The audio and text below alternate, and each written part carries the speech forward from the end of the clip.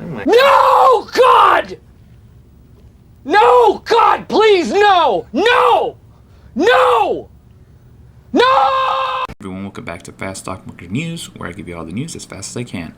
So we can see the S&P 500 finished another terrible day, finishing under 2.81%.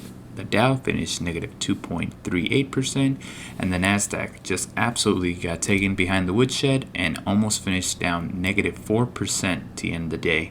And it's the same story over and over, guys. Nothing's really changed. Everything's the same. Like, no matter what's happening right now, the market just wants to be risk off. And one interesting thing that I wanted to show you guys here is Nasdaq loses nearly 4%, and it actually finally hit another bottom. So we take a look right here at the chart today. The QQQ, which tracks the Nasdaq, finished around negative 4% down for the day. But one of the things that it has officially done is it's gone to an all-time low for this year. And as you guys can see right here, in March 14th, this was the bottom for a lot of the indexes, including the S&P and also the Dow. And March 14th was seen as the bottom from a lot of people, but what started to happen, we had a bit of a rally. Some might say it was a bit of a bear rally, honestly. So we started having good news, positive catalyst, and then what happened, we started to hear about like Fed possibly becoming more hawkish. Fed might raise interest rates 50 basis points, maybe 25 basis points, who knows.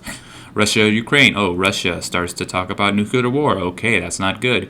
What starts to happen later on? China says that they're doing COVID lockdowns because they want to have a zero COVID policy, so they're shutting down Shanghai.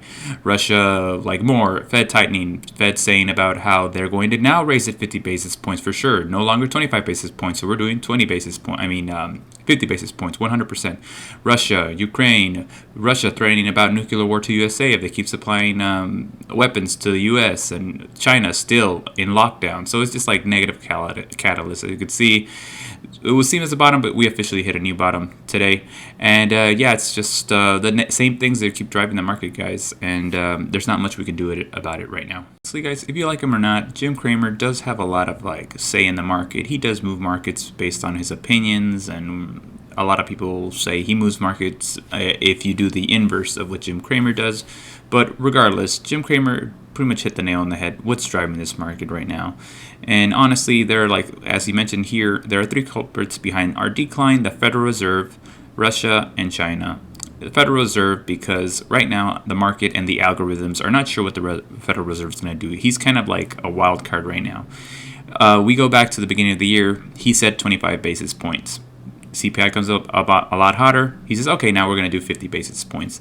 Basically, the market's pricing in right now the worst case scenario as far as the Federal Reserve goes.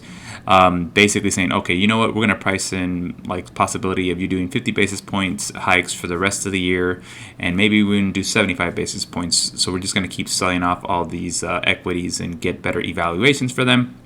The other issue is Russia, and the Russia issue has now become another bit of an issue because they've been threatening with potential if USA keeps supplying weapons to Ukraine, they are saying that they might threaten us with nuclear war. So that's another thing that's a bad, terrible catalyst right now in the market.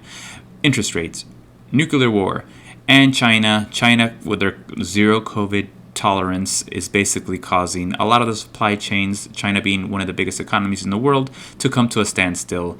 And lockdowns mean slower growth. Slower growth means less people working and less GDP. So that's been basically the three catalysts right now that are driving the market lower. And right now, if one of them starts to get addressed in the short term, we could see a big rally going forward. But if these things keep giving the bear market fuel, it's just going to be an endless downtrend for right now. So yeah, guys, that's the market news for today. And if you enjoyed the video, consider subscribing. Thanks again, everyone. Take care. Thanks again, everyone, for watching Fast Stock Market News. If you enjoyed the video, consider subscribing, commenting, or liking the video. I would greatly appreciate it.